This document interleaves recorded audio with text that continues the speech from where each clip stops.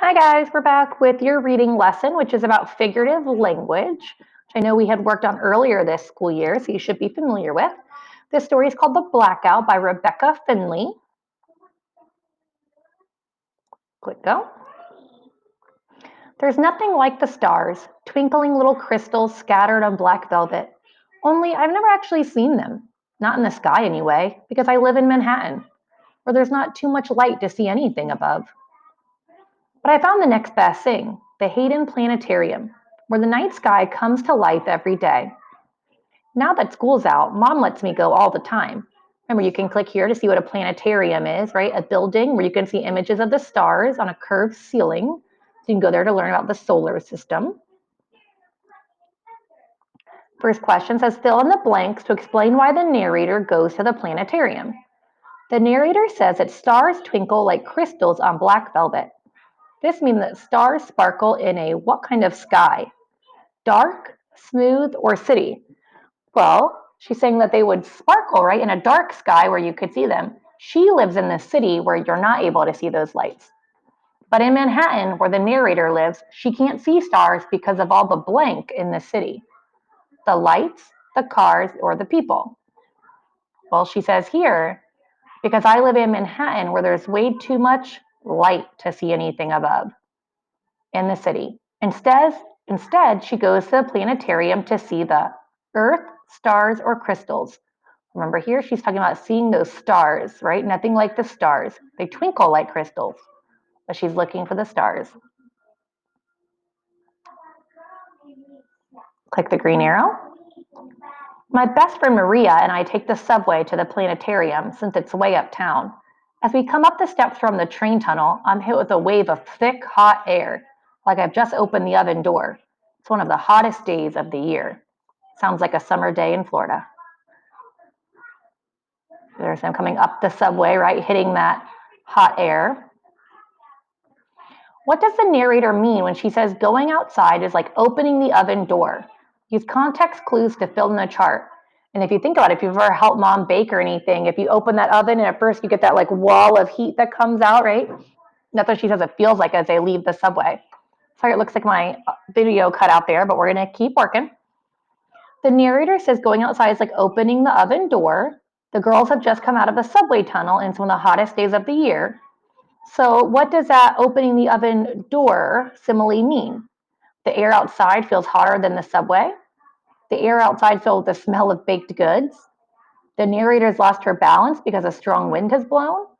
Or the narrator has to open a door whenever she wants to go outside. I think the best answer is here that it's hotter, right, than the subway. She feels that heat, just like when you open an oven door when you're getting ready to take out the muffins or cake that you're baking. Oh, Maria grabs my arm. Let's go, Jennifer. We push through the wall of heat until we get to the planetarium. Inside, the air is cool and I feel like I can breathe again. At the planetarium, we sit in reclining chairs, looking up at the curved ceiling flooded with stars, comets, and planets. After a while, the pitter-patter of rain on the rooftop echoes through the huge room. Then a crack of thunder knocks me out of my seat, and suddenly everything goes dark.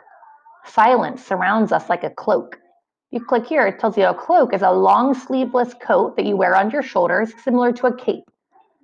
So it's surrounding them, right? It's covering them or feels like it's all around them, that silence. You can see that everyone looks a little confused.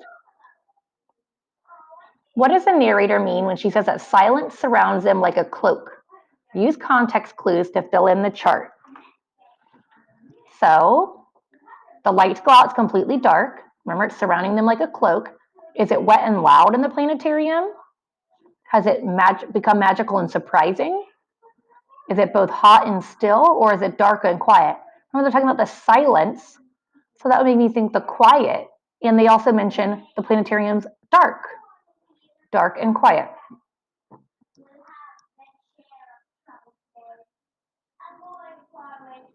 What's going on? I asked Maria.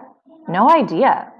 Power failure, someone says. Everyone stay calm and head toward the exit. We need to evacuate, meaning to leave, right, and go somewhere safer. Outside, everything feels unfamiliar. People don't dart down the sidewalks like they usually do. Instead, they huddle outside restaurants, stores, and apartment buildings to avoid the storm.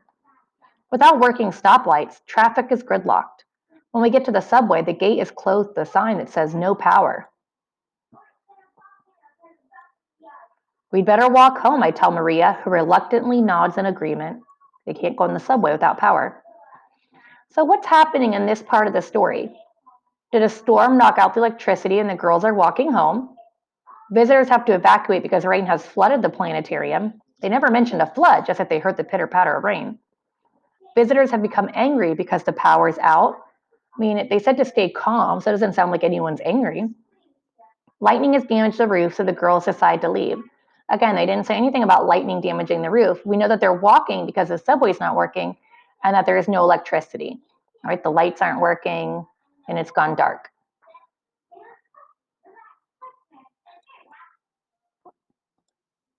By the time we get home, the rain has stopped and a hazy mist hovers over the city like a veil.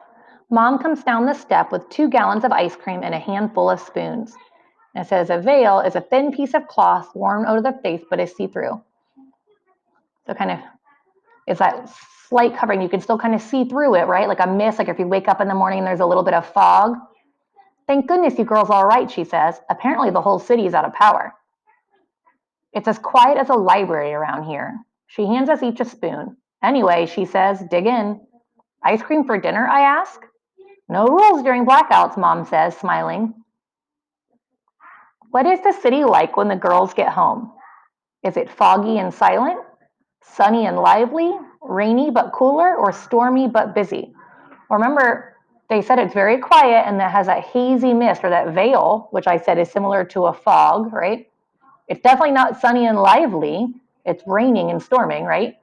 Is it rainy but cooler? Well, they said it was still pretty hot. Or is it stormy but busy? It is stormy, but they said it's like very kind of almost like oddly quiet, right? It's unfamiliar. People aren't moving all around. There's no traffic. Nothing's really happening. So the best answer is foggy and silent. Click the arrow, or it'll go forward for us. Here we go. There's the arrow. Even though the sun is setting, it's still too hot to go inside. So we stay on the sidewalk with our neighbors, sharing food and telling stories until the sky clears and darkness sets in. When I finally gaze up into the sky, my jaw drops. Above us, a gazillion stars shine as brightly as diamonds. I see the Big Dipper, I shout. And the Little Dipper, Maria yells. Everyone gathers around while Maria and I tell them all about the night sky, a sight that is more beautiful than we ever could have imagined. So let's see what we can fill in the blanks to see what they see when they look up in the night sky. When the sun goes down, the sky becomes dark. That's because there's no rain, activity, or electricity. Well, it's dark, right? Because the electricity went out. Normally, they wouldn't be able to see because all the lights of the buildings. As a result, the stars shine as brightly as diamonds. That means that they sparkle, scatter, or fade. Well, we know that diamonds are sparkly. Because of the blank, the girls can see more stars than they usually see. Blackout, neighborhood, or heat. Well, we know because electricity made a blackout that the lights are all off in the buildings, which means they can actually see the stars for once. Click done, and then you're done with that story. We'll be back to do another figurative language quiz. If you have any questions, please reach out. Have a good day, guys.